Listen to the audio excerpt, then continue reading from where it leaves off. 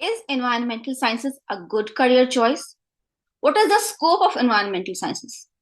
What are the career options for environmentalists? And what are the highest paying jobs after you graduate from environmental sciences और environmental engineering? तो environmental science का क्या scope है, उसमें क्या career choices हैं, क्या एनवायरमेंटल साइंस एक अच्छा करियर ऑप्शन हो सकता है या नहीं, और सबसे ज्यादा सैलरी एमएससी एनवायरमेंटल साइंसेज या एमटेक एनवायरमेंटल इंजीनियरिंग या बीटेक एनवायरमेंटल इंजीनियरिंग के बाद आप सबसे हाईएस्ट पेइंग जॉब्स कौन सी देख सकते हैं, कौन सी ऑप्ट कर सकते हैं, चूज कर सकते हैं अपने लिए। नमस्कार, मैं हूं डॉक्टर अन्नपूर्णा सिंह और इन सभी सवालों के जवाब आपको आज इसी वीडियो में मिलेंगे। तो पूरे वीडियो में बहुत ही ध्यान से और धैर्य से बने रहें। इस वीडियो की एक एक लाइन आपके लिए बहुत इंपॉर्टेंट है, अगर आप एनवायरमेंटल साइंस से हैं तो या करना चाहते हैं तो। ना कि सिर्फ इस वीडियो में मैं आपको ये बताऊंगी कि एनवायरमेंटल साइंसेज में हाईएस्ट पेइंग जॉब्स कौन सी हैं, बट कि उन जॉब्स के लिए कौन कौन सी स्किल्स चाहिए और वो जॉब्स आप कहाँ सर्च कर सकते हैं, कहाँ ढूंढ सकते हैं, कैसे अप्लाई कर सकते हैं। पूरी करियर काउंसलिंग है इस वीडियो में। तो और इस वीडियो में जो मैं बोल रही हूँ साथ में सबटाइटल्स भी चल रहे हैं, उन पर भी ध्यान दीजिएगा। तो मैंने बहुत मेहनत की है ये वीडियो बनाने के लिए, ताकि ये वीडियो आपके लिए गेम चेंजर हो, लाइफ चेंजर हो। क्योंकि अक्सर स्टूडेंट्स परेशान रहते हैं कि मैम हमने पढ़ाई तो कर ली, डिग्री है, हमारे पास नौकरी नहीं मिल रही है। तो डिग्री के साथ नौकरी कैसे मिलेगी और अगर कहीं कोई दिक्कत आ रही है तो उस दिक्कत को कैसे दूर किया जा सकता है, इस पूरे वीडियो में ध्यान से बने रहिए। हर सवाल का जवाब आपको यही मिलेगा। लेकिन शुरू करने से पहले अगर आप मेरे चैनल पर नए हैं तो ऐसे कई वीडियोस के लिए और एनवायरमेंटल साइंस से जुड़ी हर जॉब की तैयारी के लिए मेरे चैनल को सब्सक्राइब करना ना भूलें।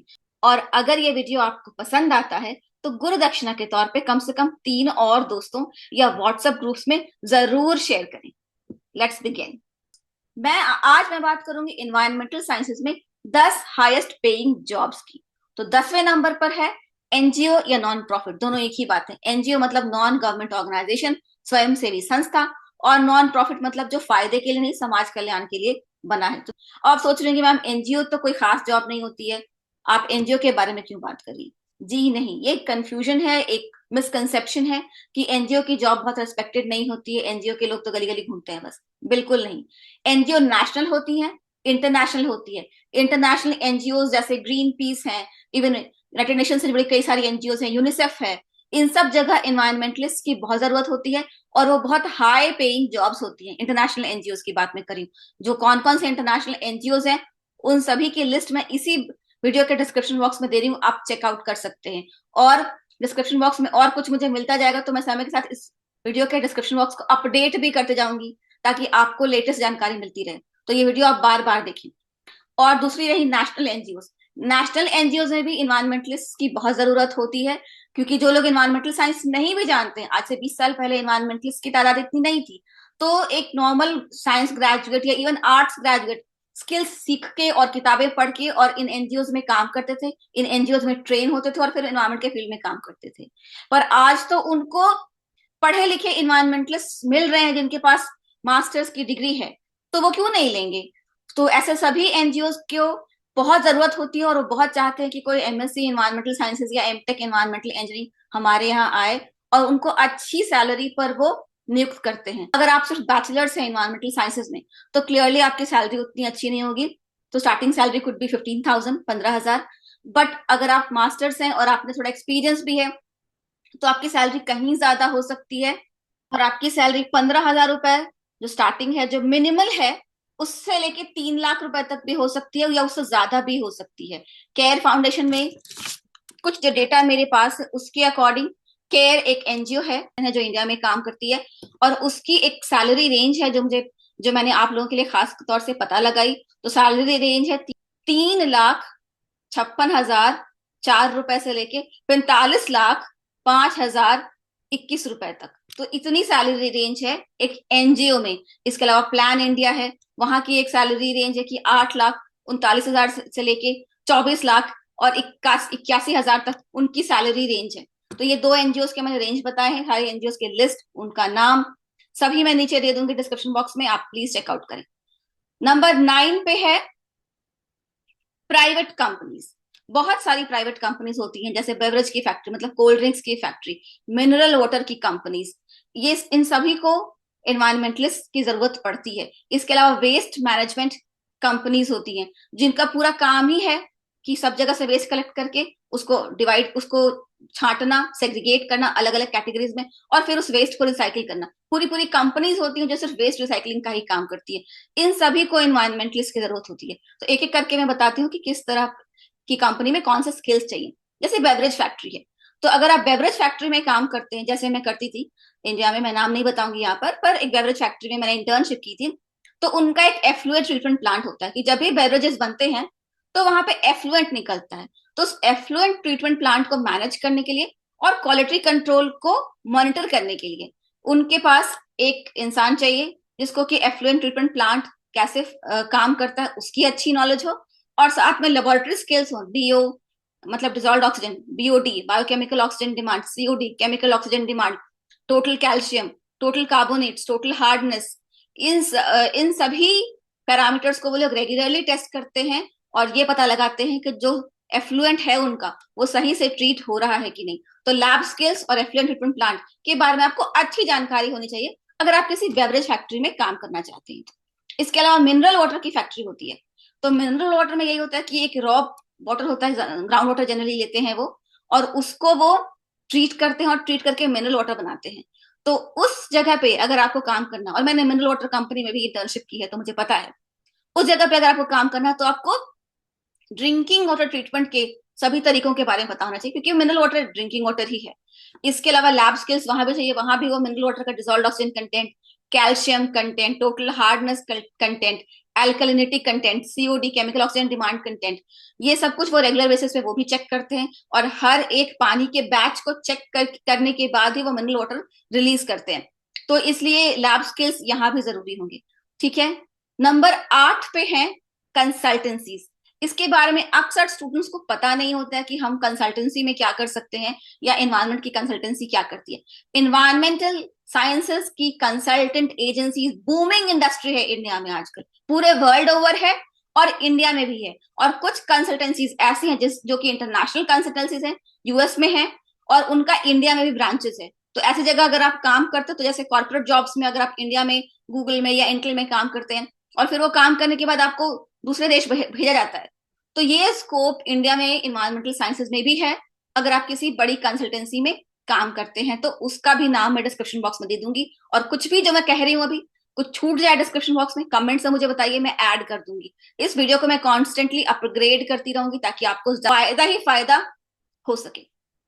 ठीक है, तो कंसल्टेंसीज की बात आई। अब कंसल्टेंसी में काम करने के लिए कौन से स्किल्स होने चाहिए और क्या सैलरी होगी। तो कंसल्टेंसी में काम करने के लिए आपकी सैलरी महीने की 30,000 से लेकर 3 लाख तक कुछ भी हो सकती है, डिपेंडिंग अपॉन योर स्किल्स। आपकी एजुकेशनल क्वालिफिकेशन क्या है, आपकी स्किल्स क्या है, और आप खुद कितने टैलेंटेड है। एक पर्सनल एलिमेंट भी होता है, और उसके बारे में मैं थोड़ा सा बता दूं। किसी कंपनी में आप जाते हैं, आपका इंटरव्यू होता है, आप बहुत टैलेंटेड है, आपको नौकरी मिल जाती है, पर एक बार आपको नौकरी मिल गई, वहां पे आपको इंसानों से डील करना पड़ता है। तो आपके टैलेंट के अलावा आपके कम्युनिकेशन स्किल्स, आपके ह्यूमन स्किल्स की लोगों से आप कितने व्यवहारिक हैं, कितने सफाई से, कितनी सरलता से आप लोगों के साथ काम कर लेते हैं, ये बहुत जरूरी होता है। और इस स्किल पे आपका फ्यूचर प्रमोशन डिपेंड करता है। तो व्यवहार को सरल रखना, समझदारी से काम लेना, सूझबूझ से काम लेना, ये सब बहुत इंपॉर्टेंट है। और जितना आपका टैलेंट मैटर करता है उतना आपके ये सारे सॉफ्ट स्किल्स भी मैटर करते हैं। ठीक है, तो यहाँ पे कंसल्टेंसी में आप कैसे काम कर सकते हैं। कंसल्टेंसीज जनरली 3 एरिया में काम करती हैं, 3 क्षेत्रों में। पहला होता है EIA, बहुत ही कॉमन है, इन्वायरमेंटल इम्पैक्ट असेसमेंट। जितने भी गवर्नमेंट के डेवलपमेंटल प्रोजेक्ट्स होते हैं, चाहे वो बुलेट एक्सप्रेस बन रहा है उसका डेवलपमेंट प्रोजेक्ट है, national highway authority of India का कोई रोडवे प्रोजेक्ट हो, कोई इंडस्ट्री लगा रही हो गवर्नमेंट, थर्मल पावर प्लांट हो, इन सब जगह इन्वायरमेंटलिस्ट की जरूरत पड़ती है। और गवर्नमेंट के खुद के वर्कफोर्स में जितने इन्वायरमेंटलिस्ट होते हैं और उन इन्वायरमेंटलिस्ट की जो एक्सपर्टीज होती है वो इनफ नहीं होता है। तो गवर्नमेंट एक कंसल्टेंसी को हायर करती है कि आपके यहाँ क्या इस फील्ड का कोई इंसान है जो हमारी मदद कर सकता है। तो EIA का मोस्टली काम आउटसोर्स्ड होता है। The EIA work is mostly outsource by the government of India to a private consultancy who give them a consultant to do that work। तो कंसल्टेंट आपको प्राइवेट कंपनी देती है, प्राइवेट कंपनी कंसल्टेंट्स को higher करती है और उनका expertise जिनका EIA में होता है उनको हायर करती है, जिनका वाटर ट्रीटमेंट में होता है, वेस्ट वाटर ट्रीटमेंट में, उनको हायर करती है, और जिनका एयर पोल्यूशन कंट्रोल में एक्सपर्टीज होता है उनको हायर करती है, क्योंकि कई सारी इंडस्ट्रीज, कंपनीज या गवर्नमेंट के प्रोजेक्ट्स ऐसे हो सकते हैं जहां से वेस्ट वाटर निकलने की संभावना होती है, तो वहां भी गवर्नमेंट को एक कंसल्टेंट की जरूरत पड़ती है। तो वो कंसल्टेंट वो किसी कंसल्टेंसी से लेते हैं। तो गवर्नमेंट जो है कंसल्टेंसीज को बहुत ज्यादा प्रेफर करती है अपना काम करवाने के लिए, और इसी से कंसल्टेंसीज को पैसा भी आता है और उसी से कंसल्टेंट की सैलरी भी मिलती है। इसके अलावा एयर पोल्यूशन कंट्रोल, जैसे कि थर्मल पावर प्लांट है, वहां पे कोई एयर पोल्यूशन कंट्रोल डिवाइस जैसे फ्लू गैस डिसल्फ्राइजर लगना है या सिलेक्टिव कैटालाइटिक रिड्यूसर्स लगना है। अब इन सारे प्लांट्स को लगाने के लिए एक एक्सपर्ट चाहिए जो पहले ये देखे कि उस इंडस्ट्री से कितना सल्फर इमिट हो रहा है या कितना नॉक्स इमिट हो रहा है, और उस इंडस्ट्री की क्या कैपेसिटी है, कितना कोयला दिन भर में जलता है, उस हिसाब से कितना बड़ा air pollution control device, selective catalytic reducer हो या फ्लू गैस डिसल्फ्राइजर हो, कोई भी एयर पोल्यूशन कंट्रोल डिवाइस कितना बड़ा उसकी चिमनी में फिट हो सकता है। अब ये सारा एक्सपर्टीज को करने के लिए, उस डिवाइस को उस चिमनी में लगाने के लिए, और हर महीने या हर 6 महीने पर उस डिवाइस को चेक करने के लिए कि साल भर ये डिवाइस सही से काम करता है या नहीं, ये सब कुछ करने के लिए एक एक्सपर्ट की जरूरत होती है। और वो एक्सपर्ट होता है एक एनवायरमेंटल कंसल्टेंट, जो एक एनवायरमेंटल कंसल्टेंसी एजेंसी में काम करता है। तो इस तरह से जो कंसल्टेंट एजेंट्स हैं वो ईआईए का काम करते हैं, वेस्ट वाटर ट्रीटमेंट का काम करते हैं और एयर पोल्यूशन का कंट्रोल का काम करते हैं। इसके अलावा कंसल्टेंट्स और दूसरे एरियाज में भी काम करते हैं इन्वायरमेंटल साइंसेस के, पर ये 3 मेजर एरियाज हैं जहां कंसल्टेंट्स काम करते हैं। और क्योंकि ये तीनों काम ऐसे हैं जो कि हर प्रोजेक्ट के साथ जुड़े होते ही होते हैं, कोई भी डेवलपमेंटल एक्टिविटी हो, इन तीनों में से कोई एक काम होता ही होता है, तो इसलिए कंसल्टेंट्स की बहुत जरूरत पड़ती है, और इसलिए उनकी सैलरी भी अच्छी खासी। कंसल्टेंसी में एक और चीज होती है, उसको कहते हैं एक्रेडिटेशन या सर्टिफिकेशन। सर्टिफिकेशन में क्या होता है, जैसे मैं कंसल्टेंट हूँ, मैं एक फर्म के साथ काम करती हूँ, मैं ईआई के फील्ड में काम करती हूँ, मुझे ईआई के बारे में कुछ पता है, पर मैं चाहती हूँ कि उस पर एकदम मुहर लग जाए कि डॉक्टर अन्नपूर्णा सिंह को ईआई के बारे में बहुत अच्छे से पता है। तो उसके लिए सर्टिफिकेशन या एक्रेडिटेशन होता है कि एक मेरी कंपनी के थ्रू मेरे लिए एक फाइल तैयार की जाएगी और वो एक एजेंसी के पास, गवर्नमेंट अप्रूव्ड एजेंसी के पास भेजी जाएगी, फिर वहां मेरा इंटरव्यू होगा और उसके लिए कुछ क्राइटेरिया होगा कि आपने इतनी पढ़ाई की हो, आपको इतना जॉब एक्सपीरियंस हो, और आप एक इंटरव्यू में बैठेंगे, और जब वो इंटरव्यू पास कर लेंगे तो मुझे एक सर्टिफिकेट मिलेगा, अन्नपूर्णा सिंह ईआईए सर्टिफाइड या ईआईए एक्रेडिटेड। और उसमें कई सारे ईआईए में भी एरियाज होते हैं, जैसे डिजास्टर मैनेजमेंट का एरिया होता है या और भी कई सारे एरिया होते हैं। तो उस बेसिस पे मेरा सर्टिफिकेशन होता है या एक्रेडिटेशन होता है। जब ये हो जाता है ना, मेरे नाम के साथ ये क्वालिफिकेशन जुड़ जाती है, तो मेरी सैलरी डेढ़ी या दुगनी भी हो सकती है। तो ये भी एक एक्स्ट्रा बोनस है जो कि कंसल्टेंट्स के पास होता है कि आप सर्टिफिकेशन ले सकते हैं अपने ऊपर कि हम इस चीज के एक्सपर्ट हैं, और उसके बाद आपकी सैलरी कई गुना बढ़ जाती है, और उसके बाद आप एज फ्रीलांसर भी काम कर सकते हैं। पर सर्टिफिकेशन कैसे मिलता है, ये लंबा चौड़ा टॉपिक है, इसके बारे में एक वीडियो में अलग से बनाऊंगी, ठीक है। नंबर 7 है रिसर्च इंस्टीट्यूट्स। रिसर्च इंस्टीट्यूट्स में एनवायरमेंटलिस्ट के लिए बहुत सारी जॉब्स हैं। पूरे इंडिया में बहुत सारी रिसर्च इंस्टीट्यूट्स हैं। CSIR, council of scientific and industrial research, ये मेन रिसर्च बॉडी, और सीएसआईआर के अंडर बहुत सारे रिसर्च इंस्टीट्यूट्स हैं।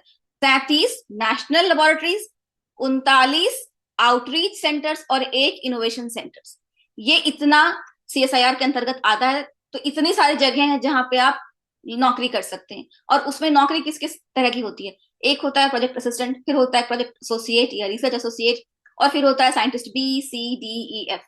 तो ये सब कैसे होता है, प्रोजेक्ट असिस्टेंट जो होता है वो एंट्री लेवल की जॉब होती है। आपने जस्ट एमएससी पास की और आपको प्रोजेक्ट असिस्टेंट की नौकरी मिल गई है, और इसमें जो सैलरी होती है वो जनरली 20 से 25 हजार रुपए होती है, इससे ज्यादा नहीं होती है। और उसके बाद जब आपको थोड़ा एक्सपीरियंस हो जाता है तब होता है प्रोजेक्ट एसोसिएट की जॉब, और उसमें सैलरी 25 से 28 या 30 हजार रुपए भी हो सकती है, उससे ज्यादा जनरली नहीं होती है। उसके बाद होता है साइंटिस्ट बी, तो फिर साइंटिस्ट बी की सैलरी फिर आराम से 50 हजार के ऊपर होती है, 50-60 हजार।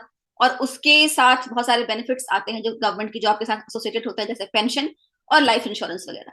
तो ये सभी कुछ होता है साइंटिस्ट की जॉब में। पर ये सभी मैं एंट्री लेवल पोजिशन डिस्कस कर रही हूँ। साइंटिस्ट बी की सैलरी मैंने अभी आपको बताई है। पर साइंटिस्ट बी के बाद scientist C, D, E, F, तो सैलरी आपकी बढ़ती ही जाती है, और आपकी सैलरी बढ़ के फिर 2 लाख तक भी जा सकती है, उससे ऊपर भी जा सकती है। मुझे फाइनल सैलरी जो एक सीएसआईआर के डायरेक्टर की या एक किसी इंस्टीट्यूट के डायरेक्टर की होती है वो मुझे इस वक्त नहीं पता है, मैं उसको भी डिस्क्रिप्शन बॉक्स में डाल दूंगी।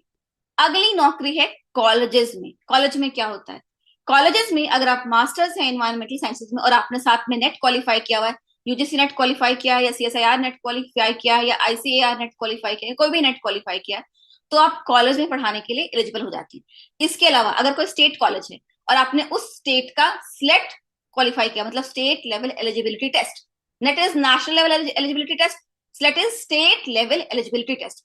जैसे आप राजस्थान में कोई कॉलेज है और आपने राजस्थान का state level eligibility test crack कर लिया है, तो आप उस स्टेट में लेक्चरर की जॉब्स के लिए एलिजिबल हो जाएंगे। और कॉलेजेस में आपकी सैलरी होगी 57,700 रुपए। ये पे स्केल होता है, स्टार्टिंग पे स्केल होता है 7th पे कमीशन के हिसाब से। तो ये कॉलेज की बात हो गई। पर कॉलेज में भी वो प्रेफर करते हैं कि आप एमएससी और नेट के साथ पीएचडी हो, क्योंकि कंपटीशन आजकल बहुत ज्यादा है। तो मैं आपको बिल्कुल कटु सत्य बता रही हूँ।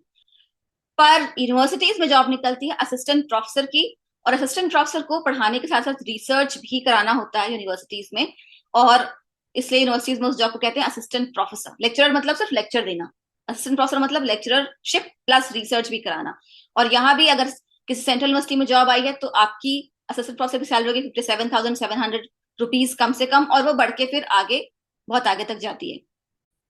और फाइनल सैलरी 1,82,000 से भी ऊपर होती है, प्लस आपके बेनिफिट्स जो होते हैं सरकारी नौकरी में वो सब तो होते ही हैं। तो ये हो गई कॉलेजेस की बात, यूनिवर्सिटीज की बात, प्राइवेट कंपनीज की बात, एनजीओ की बात, कंसल्टेंसीज की बात। अगली नौकरी है पब्लिक सेक्टर यूनिट्स में, जैसे कि NTPC, national thermal power corporation of India, SAIL, steel authority of India limited, GAIL, gas authority of India limited, ONGC, oil and natural gas authority of India limited. ये सब public sector units हैं।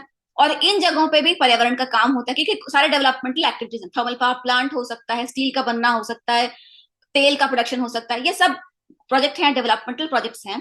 तो यहाँ पर भी पर्यावरण से जुड़ा काम होता है, और यहाँ पर इनको एक इन्वायरमेंटल ऑफिसर रखने की जरूरत पड़ती है। तो इन सब जगहों पर भी इन्वायरमेंटल ऑफिसर की बहुत जरूरत पड़ती है। और पीएसयू की जॉब हम सब जानते हैं, सभी को चाहिए। बहुत ल्यूक्रेटिव जॉब है, सैलरी अच्छी है, पोजीशन भी अच्छी है, एक सोशल रिस्पेक्ट है, सब कुछ है यहाँ पर, और आप ऑफिसर कहलाए जाएंगे।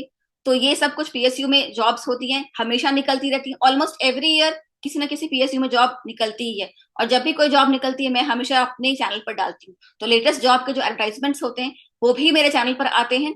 और उन जॉब्स में जो एंट्रेंस टेस्ट होता है और फिर इंटरव्यू होता है, तो इनकी तैयारी कैसे करें, इससे रिलेटेड मटेरियल भी मेरे चैनल पर आपको मिल जाएगा। और कुछ नहीं मिले तो आप मुझे कमेंट्स में बता सकते हैं, मैं और वीडियोस आपके लिए बना दूंगी। मैंने कई सारे ऐसे जॉब्स के लिए, एनटीपीसी के लिए और दूसरे जगह पे जॉब्स के लिए पूरी पूरी प्लेलिस्ट बनाई है, 25-50 वीडियोस के, जिसमें कि सिर्फ ये बताया गया कि किस तरह से क्वेश्चन आएंगे और उनका जवाब क्या होगा, कैसे एग्जाम की तैयारी करें। तो ये हो गई पीएसयू की बात। इसके अलावा होता है बहुत ही अच्छा स्कोप है इन्वायरमेंटलिस्ट का, वो है scientist be in CPCB and SPCB. Central pollution control board और स्टेट पोल्यूशन कंट्रोल बोर्ड्स में इन्वायरमेंटल साइंसेस का ही काम होता है। इनको हमेशा साइंटिस्ट बी की या इन्वायरमेंटल साइंटिस्ट की जो भी पोजीशन का नाम हो, साइंटिस्ट बी के ग्रेड का होता है, और सैलरी भी वही होती है। और इसकी जरूरत इनको पड़ती ही रहती है, और ये भी अक्सर वैकेंसीज निकालती है। पिछले 2 साल में मैंने कम से कम 4-5 जगहों पर सेंट्रल पोल्यूशन कंट्रोल बोर्ड में और अलग अलग स्टेट पोल्यूशन कंट्रोल बोर्ड्स में मैंने बच्चों को एग्जामिनेशन की इंफॉर्मेशन दी है, एग्जामिनेशन की प्रिपरेशन कराई है, और मेरी प्रिपरेशन की मदद से बहुत सारे बच्चोों ने एंट्रेंस टेस्ट एग्जामिनेशन का क्लियर भी किया है।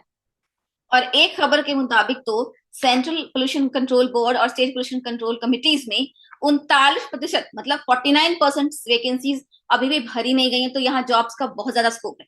अब इस जॉब के लिए आपको स्किल्स क्या क्या चाहिए, क्योंकि ये एक लैब बेस्ड काम होता है, और साथ में थोड़ा नियम कानून भी इसमें चाहिए होता है जानना स्टूडेंट को, और कुछ ईआईए का भी काम हो सकता है। सब जगह इन्वायरमेंटल ऑडिट का काम हो सकता है। स्पेसिफिकली इन्वायरमेंटल साइंटिस्ट जो कि सेंट्रल और स्टेट पोल्यूशन कंट्रोल बोर्ड्स में काम करते हैं, उनका काम होता है अलग अलग इंडस्ट्रीज में जाना, ऑडिट करना, और ये पता करना कि ये इंडस्ट्री इन्वायरमेंटल लॉज का कंप्लायंस कर रही है या नहीं।